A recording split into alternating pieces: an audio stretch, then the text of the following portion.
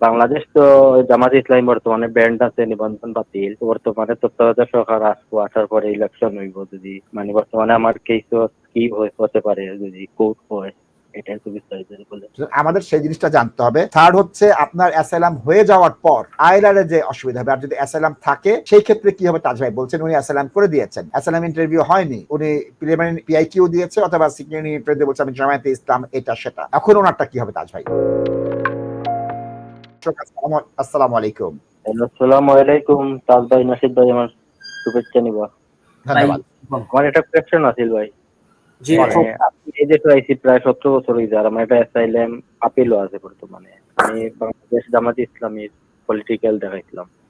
তো বর্তমানে বাংলাদেশের সিচুয়েশন যেটা হয়েছে এটা তো আজকে আমরা জানছি যে বাংলাদেশ তো জামাত ইসলামী বর্তমানে ব্যান্ড আছে, নিবন্ধন বাতিল।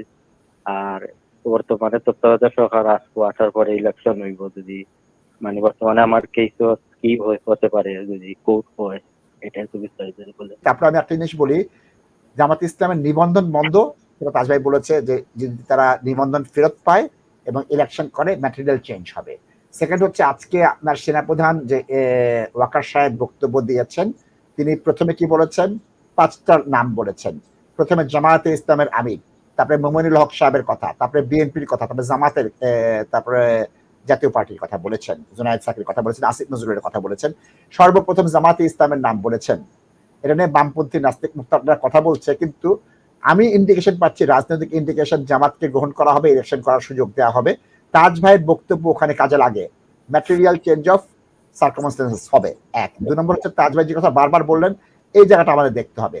এই দেখেন আমরা কম্পিউটারে বারবার দেখিয়েছিলাম যে জিনিসটা এইখানে 2020 সালের এটা আউটডেটেড, এটা কখন তারা চেঞ্জ করবে আমি এবং তাজ ভাই জানি না। আমাদের সেই জিনিসটা জানতে হবে।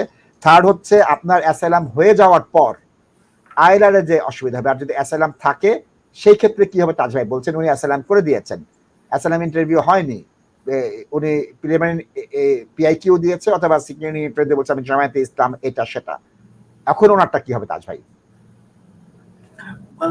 নাসিব ভাই, লোক জামাতের নিবন্ধনটা বাতিল করা হয়েছিল একটা কোর্টের রায়ের মধ্যে।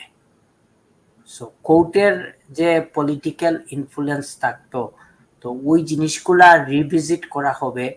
এগুলা তো 2014 সালে আমার মনে হয় বা 13 সালে ওই রকম পিরিয়ডে তো ওই জাজমেন্টটা দেওয়া হয়েছিল। সো দর্শক, আপনারা আজকে শুনছেন নিউজে আবার বিএনপির মহাসচিব সাহেব উনি বলছেন যে উনাদের নেত্রীর যে কোড ক্রিমিনাল কনভিকশন আছে ওইটা কোয়াশ করে উনাকে ইমিডিয়েটলি রিলিজ দেওয়ার জন্য। তো ওইগুলা হচ্ছে কি কোর্টের জাজমেন্ট, এবং আমরা যারা সাধারণ জনগণ আছি আমরা কখনো ওইটা চাই না যে বাংলাদেশে এমন কিছু ঘটক ফিউচারে যেখানে বিচারপতিরা উনারা হেজিটেট করবে, উনারা নিরপেক্ষ কোনো জাজমেন্ট দিতে পারবে না। আমরা এমন কোনো রাষ্ট্র চাই না যেখানে প্রধান বিচারপতি দেশ পালাইতে হয়। তো আমরা ওই সেপারেশনটা চাইতেছি বিটুইন পলিটিক্স এন্ড জুডিশিয়ারি, এবং প্রশাসনের মানুষ, as I said the beginning, ভাই শুধুমাত্র প্রধান বিচারপতি না, আমরা দেখতে পেলাম প্রধানমন্ত্রী, অবৈধ প্রধানমন্ত্রী, সেও পালিয়েছেন, শত শত রাজনীতিবিদ পালাচ্ছেন, পুলিশ পালাচ্ছে, আর্মি পালাচ্ছে, তস্কর, প্রতারক, চোর যে আমলা আছে তারাও পালাচ্ছে। ভয়ঙ্কর পালানো হচ্ছে তাজ ভাই। না না, আমি তো হিস্টোরিক ম্যাটার বলতেছি না শীত ভাই, যে ওই একটা সেপারেশন থাকবে এবং যেখানে প্রশাসনের মানুষ উনারা উনাদের জব করতে পারবে, উনাদেরকে পলিটিশিয়ানরা ইনফ্লুয়েন্স করবে না। Of course there should be politics, opposition, democracy, এগুলো সব থাকবে। তো দর্শক দেখেন এগুলা কি হয়। আমার মনে হয় যেহেতু নাসিদ ভাই said যেহেতু Jamaat as one of the first party was invited and called for discussion, হয়তো ওখানে গুডউইল জেস্টার আছে, ওয়েট এন্ড সি। ওইটা উনাদের যারা নেতৃবৃন্দ আছেন উনারা হয়তো অ্যাপ্রোপ্রিয়েট স্টেপস নেবেন উনাদের নিবন্ধনটা ফিরিয়ে আনার জন্য। প্রিয় দর্শক, এখন লক্ষ্য রাখতে হবে ইমিডিয়েট যারা যাবেন আদালতে 2 দিন 4 দিন 1 সপ্তাহ পর জাতিসংঘ কি বলছে। জাতিসংঘ শান্তিপূর্ণভাবে ক্ষমতা হস্তান্তর জবাবদিহির কথা বলতেছে, এটা অত্যন্ত গুরুত্বপূর্ণ।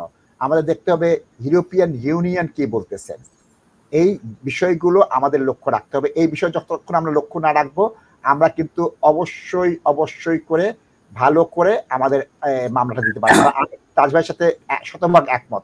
আইনজীবীর বিশ্বাস রাখেন, এই কাজটা আইনজীবীর। আপনার আইনজীবী পরিবর্তন করার কোনো প্রয়োজন নেই। আপনার মামলা আপনার আইনজীবী অত্যন্ত ভালোভাবে জানেন, তাজ ভাই এই ঘটনা জানেন, তার অর্থ এই না যে আপনার মামলাটা তাজ ভাই ভালো জানেন। আইনজীবীর সঙ্গে থাকেন, কনসালটেশন নিতে পারেন। কিন্তু তাজ ভাই বারবার কি বলছেন, অধিকারের রিপোর্ট, ইউএস রিপোর্ট, তাজ ভাইয়ের কাছে 5000 রিপোর্ট আছে। হ্যাঁ, এটা আপনার সাবজেক্টিভ অবজেক্টিভ রিপোর্টের ক্ষেত্রে আসবে।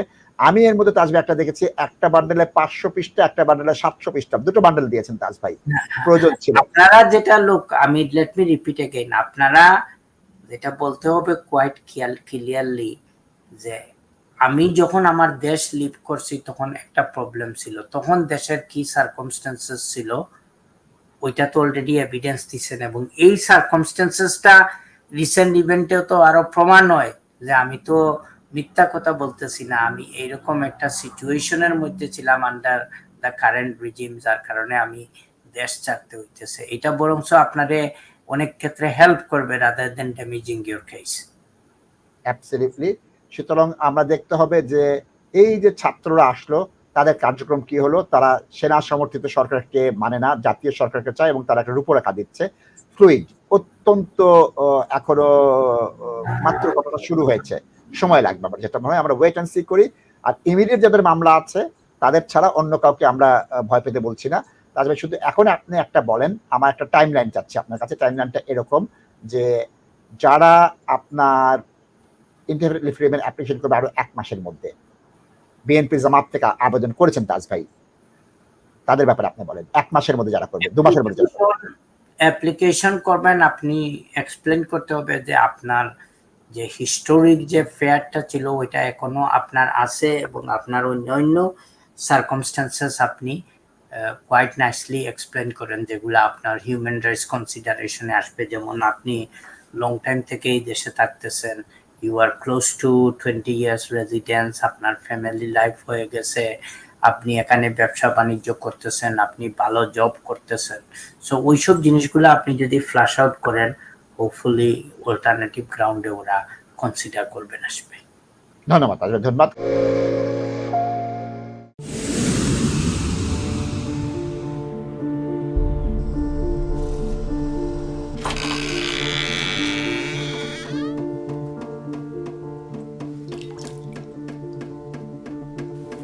ইংল্যান্ডে আমরা চাইলেও অনেক কিছু করতে পারি না, অনেক ঝামেলা। হায় রে হায়, লন্ডনের এই জীবনে ঝামেলার কোনো শেষ নাই। আমি লাল, আমার ইমিগ্রেশন, ঘর, ব্যবসা সবকিছুর ঝামেলার সমাধানে সবসময় পাশে আছে তাজ solicitor. Taj Solicitors. Believe in service.